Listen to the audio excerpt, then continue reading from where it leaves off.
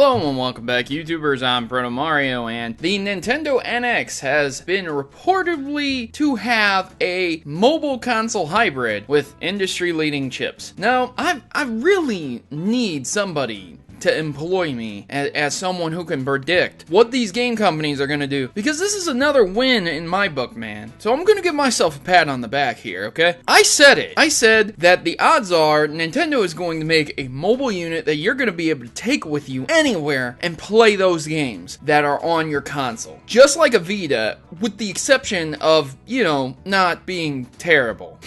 I mean, I don't know what it is about the Vita, it just seems people don't want it, and the sales reflect that. Despite it being a solid unit and a solid product, it seems that Nintendo thinks it can rectify that issue with their own product. According to a report published by Wall Street Journal, the Nintendo NX would most likely include both a console and at least one mobile unit, according to people who were familiar with its developmental plans. The console and the mobile unit can be used in conjunction with one another, or the mobile unit can be taken on the road for separate use. Apparently, Nintendo is also aiming to put the industry-leading chips inside the NX devices after receiving so much criticism from the Wii U's inability to provide graphics that would match the competitors. I would be willing to say that more than likely, the CPU and the graphics chips that are going to be put into the NX, with its launch being looming within the next year,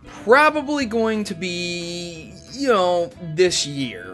Chip series that was released, either on Intel or AMD. Traditionally, most of the manufacturers have used AMDs, APUs, so that they could put the graphics chip, combine it with the GPU and the CPU into one chip. If you didn't know what an APU was, most game consoles use an APU so that they don't have to have a separate graphics card.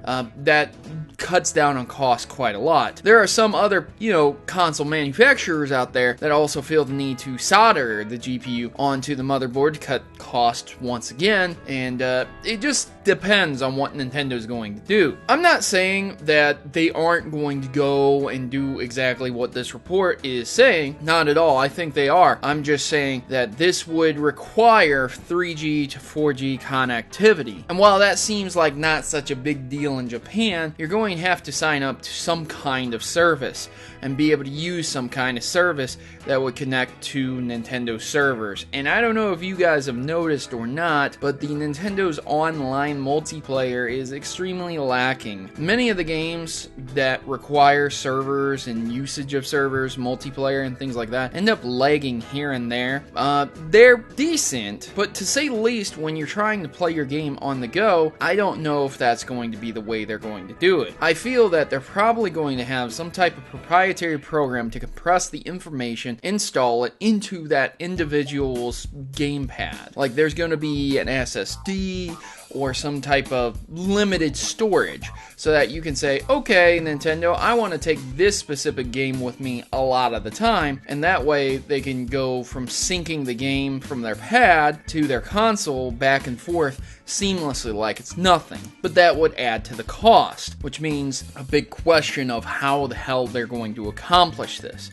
I'm only speculating here, but you have to understand that if you can grasp the concept of how much something would cost to do, you can kind of get an idea of if it's going to happen or not. The odds are it's going to have a limited amount of memory on the gamepad. But with games being the size that they are, 7 to 15 gigabytes of memory is still costly to individualize that and put that onto a gamepad, at least in the grand scheme of things. Yes, they might not pay, but, $2 to $3 per chip, but you have to combine that with the total of everything, the total cost of an extra controller with a screen, with a separate GPU to drive it, and things like that. So it comes down to a question of whether or not the controller itself is going to have the hardware in it capable of running the game individually and independently only of the console, or if the console is just going to be a streaming device that is going to stream on the cloud. And that is where the real question is going to come into play. So which one do you think? Comment section. Leave a comment down in the section below and let me know your opinions on the new Nintendo NX. I've been your host, Protomario, and I'm signing out. Good gaming, and as always, God bless. And now, the important decision of joining the Maverick Rebellion. We are a tight group of individuals who rebel against stereotypes and greater evils that are commonly accepted. ISPs, children being conned out of games, sexism in video games. Enough is enough, and the Mavericks have had it. If you choose to subscribe or stay subscribed, you are joining the fight against injustice by watching my numerous video topics, from net neutrality to publishers covering up botched releases. The Mavericks are always informed on the issues plaguing your gaming experience today, so don't be left out in the cold, and don't let those people keep you down. Join the Maverick Rebellion today and become a member of the community that will listen and engage with you. What are you waiting for? Just click subscribe and you'll be in good company. Mavericks unite!